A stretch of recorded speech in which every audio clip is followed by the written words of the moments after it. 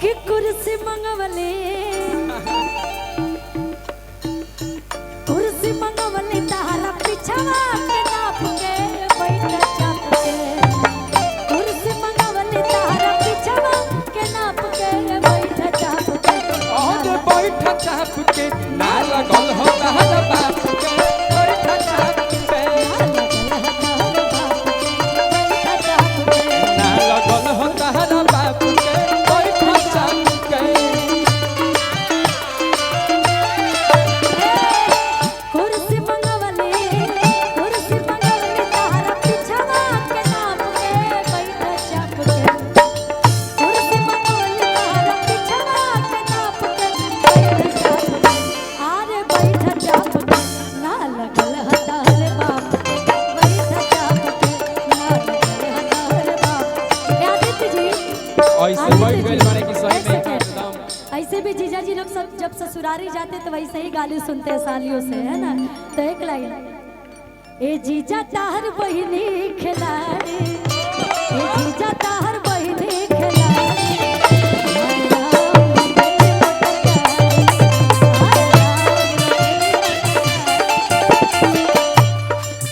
जीजा जी मैं आपका स्वागत कर रही हूँ, आपको गाली नहीं दे रही हूँ। 2-3 और गाली दूं? अच्छा आप साले साहब हैं क्या, इसीलिए फरमाइश बढ़ते जा रही है। राहुल भैया का ए जीजा ताहर बहिनी खिलाड़ी ए जीजा ताहर बहिनी खिलाड़ी मोटर गाड़ी राहुल भैया ला ला ला ला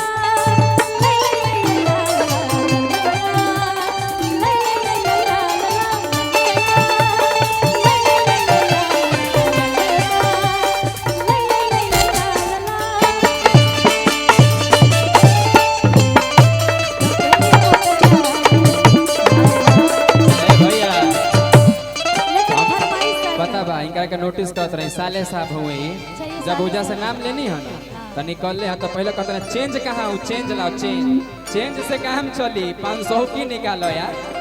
कोई बात नहीं, लेकिन फरमाइश सही ना कि नाम धके गली आवे के बकाए कि जीजा जी भी ससुरारी में बात ए राहुल ताहर बहिनी खिलाड़ी। अच्छा दोनों लोग का राहुल ही नाम हां इस माय मिस्टेक जीजा जी, आपकी गलती नहीं सर, मेरे से गलती हो गई। लेकिन मैं क्या करूं, आपके इनके लिए बोल रही हूं। आप इधर आ जाइए ना, मेरे पास आइए, इधर आइए और हम और आपके सारे साथ दोनों मिलके गाली देंगे। ए राहुल ताहर बहिनी खिलाड़ी ए राहुल ताहर बहिनी खिलाड़ी हाय राम तो बेली मोटर गाड़ी हाय राम तो बेली मोटर गाड़ी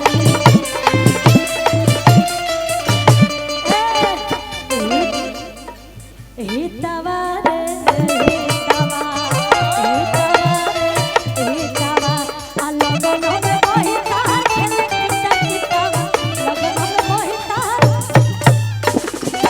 कितने जीजा जी के कितने साले लोग हैं, जरा हाथ उठाइए तो। सब हो जा साले हो, सब हो जा साले हो। तो थोड़ा डांस करिए आप लोग, तब ना इस गीत में सबका डांस होना चाहिए। ए उठ जा साला साहब लोग, उठो तो उठो तो सभी लोग खड़े हो अपन जाइए। अपन अपन अपन कुर्सी छोड़ा तो पहले हमार जीजा के बहन कने बड़ी, उठा लो भाई, जीजा के बहन उठ जा तू लोग। साले साहब सभी लोग डांस करेंगे इस गीत में, है ना। क्योंकि जीजा के स्वागत में मैं गीत गा रही हूँ। सरा भैया। हितवा रे हितवा हितवा लगन में कोई तार खेले कितवा लगन में कोई तार खेले हितवा हितवा रे हितवा हितवा रे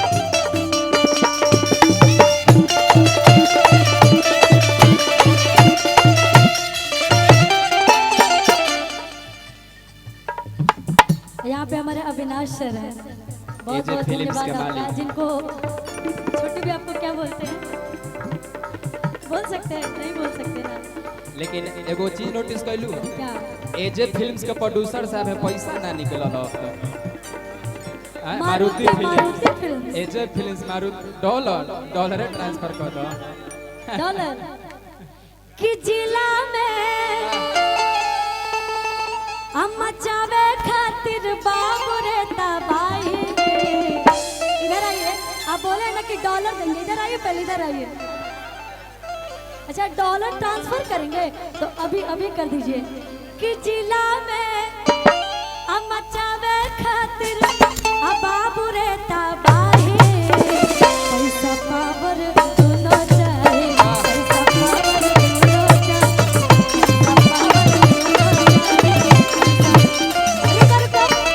अगर एक कार्यक्रम की बात करें कि और एक कार्यक्रम में मचावे खातिर बाबू रे तबाही। पैसा पावर दोनों चाहिए,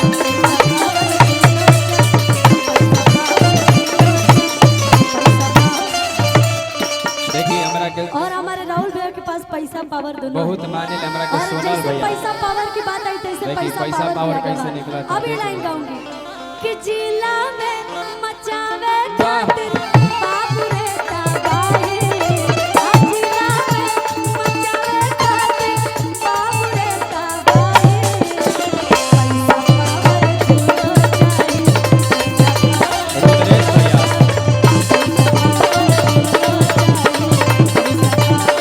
देखिए हमारा रुद्रेश भैया और सोनल भैया के तरफ से हजारों हजार के पुरस्कार बा।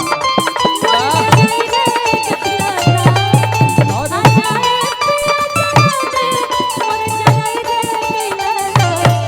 और ए भैया के मेहरारू कही है एगो नचनिए करा, एगो नचनिए करा।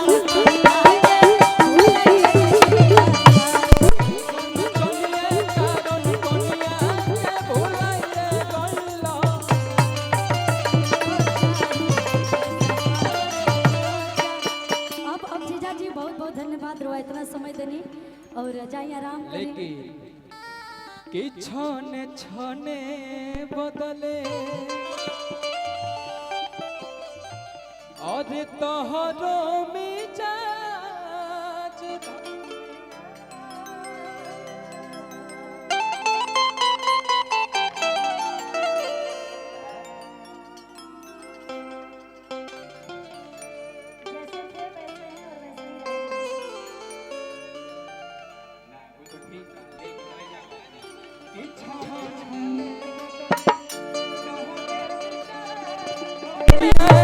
धोखेबाज धनिया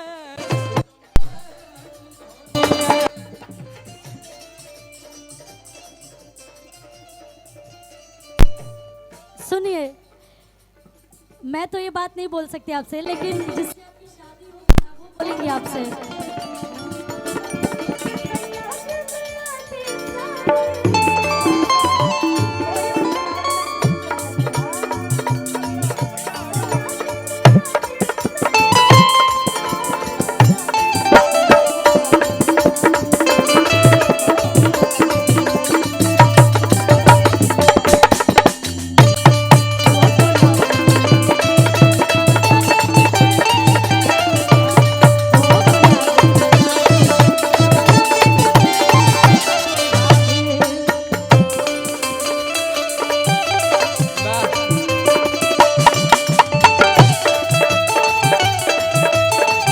म्यूजिशियन टीम को तो जोड़ा नहीं है हमारा भोला भैया, मनोज भैया, अजीत भैया, आशीष भैया।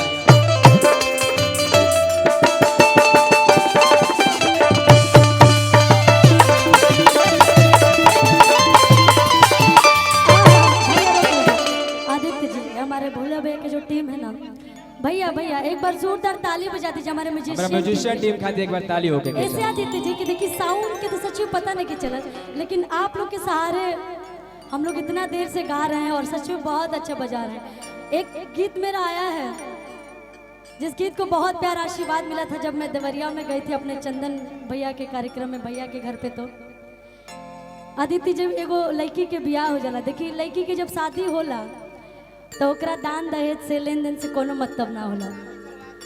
ओके मतलब होला कि हमार जीवन साथी बस अच्छा होखस, बाकी तो बात के बाद बा घर परिवार के मैटर बा। तब वो कहा तड़ी कि चाहे नहीं कूलर आ चाहे नहीं ऐसे, कि चाहे नहीं कूलर आ चाहे नहीं ऐसे। होई बिरैया बाजी बिरैया कि मजा देला बेसी भतार मिलल देसे,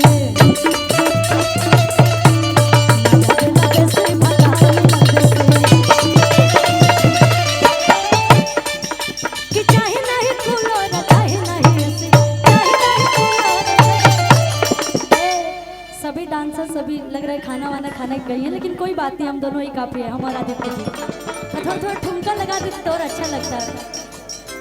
कि चाहे नहीं कूलर हम रउआ से कहते आ चाहे नहीं ऐसे। गा लेने दीजिए उसके बाद से। हाँ देखो हमारा सोनल भैया क्या बात है, हजारों हजार रुपया के पुरस्कार बा। सोनल भैया बहुते प्यार करे ले यादी से। हाँ ठीक है हाँ कि चाहे नहीं कूलर आ चाहे नहीं ऐसे, कि मजा देला बेसी भदा।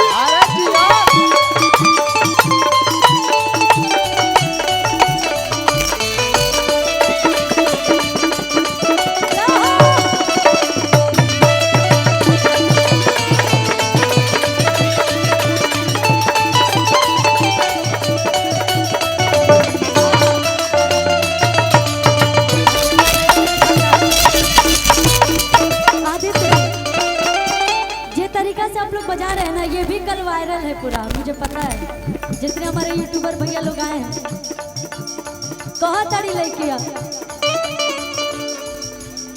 कि रही दूरे तो हमके बोलावे सखी,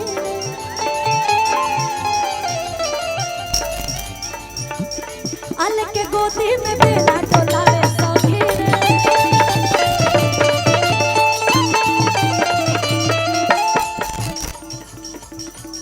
कि रही दूरे तो हमके बोलावे सखी रे, लेके गोदी में बेना डोलावे सखी रे। और कल की सुना राजा जी, लाइट वाइट ही रखिए, भूख बाइक बंद करिए। लग रहा है कि डिस्को पार्टी में आए, इसको बंद कर दीजिए। कि अरे दिलवे के कोट में आ करावे रोज पैसे। कोई दिख ही नहीं रहे मुझे यहाँ पे, क्या करें। कि दिलवे के कोट में आ करावे रोज पैसे, कि मजा देला बेसी भतार मिलल बेसी।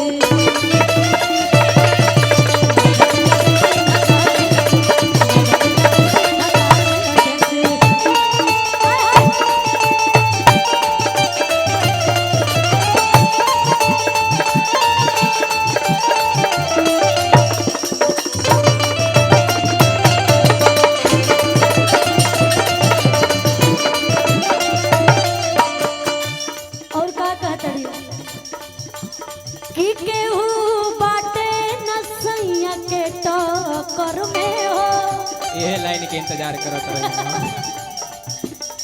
अलग सा करके मजा खुशी का कर में हो।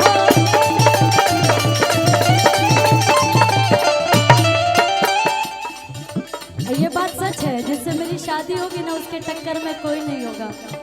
मैं बहुत खोज के और चुन के करूँगी, पता है ना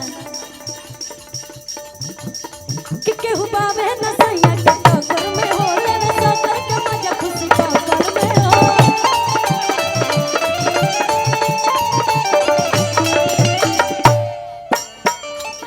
कि जब बरसन विश्वास हमरा पास रहेला,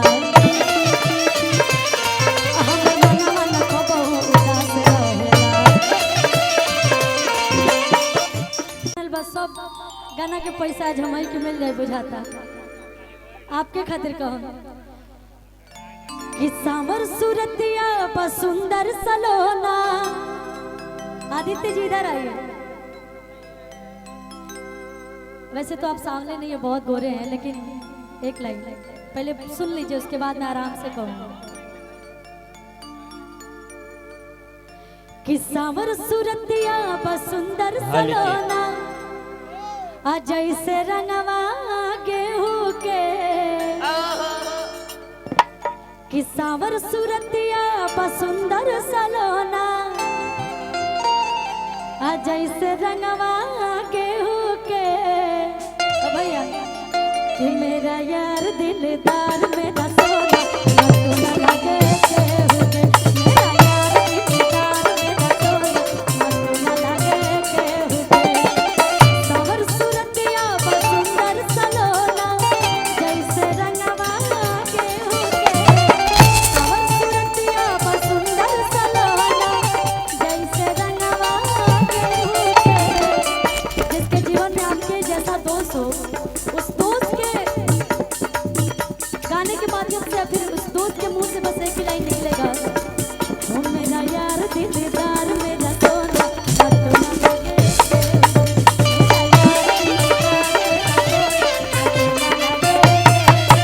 मेरा यार दिलदार मेरा सोना, मत न लगे केहू के। भैया हेलो हेलो। नहीं मुकेश भाई, आपको कैसे बोल सकती हूँ?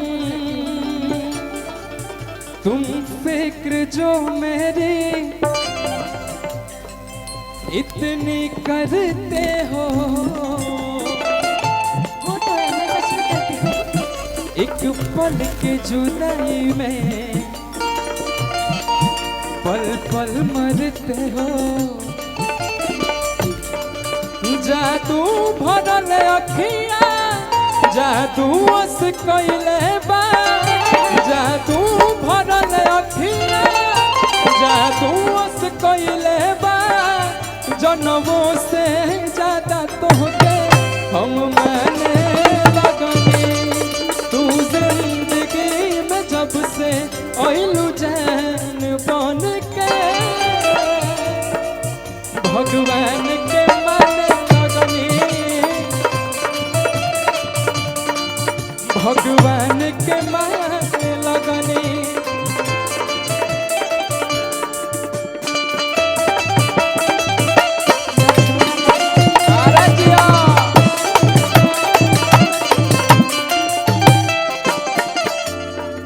वो गाने के लिए बोल रहे, आने के लिए नहीं, आप यही रहिए, है ना।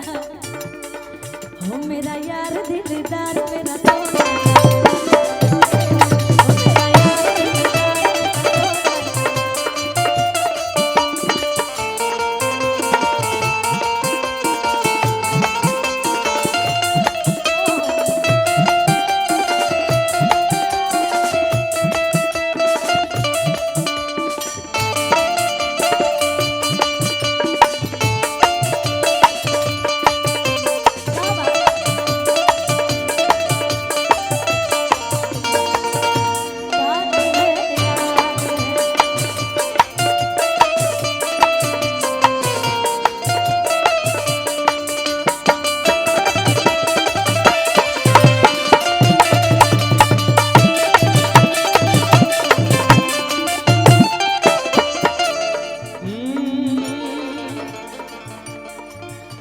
भगवान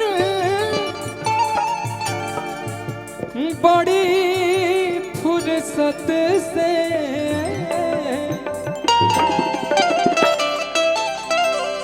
ये हमार दोस्त है देखो मैं लोग भले कुछो सोचत हो हमारा पास बतले रहे नु भले कुछो तू लोग कह सोचा ओकरा से फर्क नहीं के पड़त हमनी के जानत नहीं कि हमनी के रिश्ता का ठीक बा अपना दोस्त खाती बा कि भगवान बड़ी फुर्सत से एक खुशी तो होके बनौले बाड़े कि जब से तुम्हें देखा दिल को मेरे आराम नहीं एक तेरे सिवा मेरे होठों पे कोई नाम नहीं। जिसको जो सोचना है सोचने दीजिए। जो लोग अच्छे होते हैं उन्हीं के बारे में लोग सोचते हैं, उन्हीं के बारे में सोचा जाता है।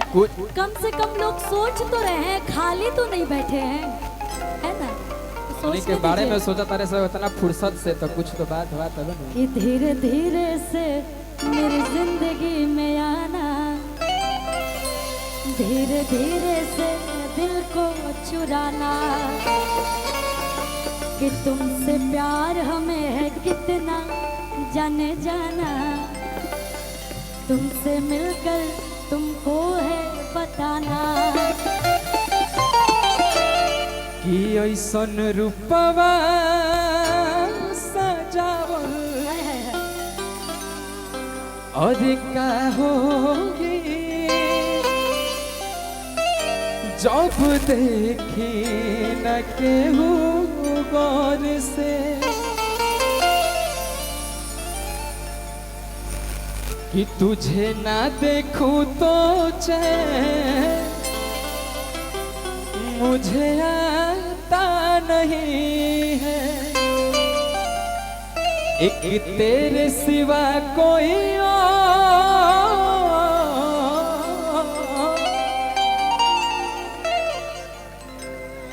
कोई भाता नहीं है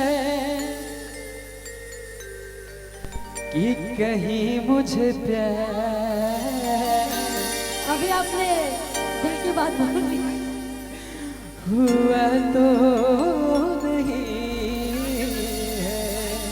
देखा हमारे जीजा आपके लिए हाँ ना तो जीजो खाती कि तुझे ना देखूं तो चैन मुझे आता नहीं है एक तेरे सिवा कोई और मुझे भाता नहीं है कहीं मुझे प्यार हुआ तो नहीं है कहीं मुझे प्यार हुआ तो नहीं है। खुशी जी एगो हम चाप के मैं जीजा जी खाती एगो गाना चला एक ने कुर्सी मंगौनी तार हाँ एगो होखे के चाहिए अब जीजा जीजा एगो कुर्सी लाइबो एगो कुर्सी लावत एगो खाली कुर्सी ना गलत बात कैसे यार कोई बात नहीं, राहुल जीजा जी, भैया इतना चलेगा। बैठा बैठा जा बैठा बैठा अरे हमार जीजा आहा बाबू हमार बैठा बैठा बैठा बैठा बैठा बैठा बैठा और आज बैठा। आज पूरा आदित्य जी सारा मैनेजमेंट संभाले हैं, हाँ। तो एक लाइन कहेंगे जीजा जी फोन काटिए।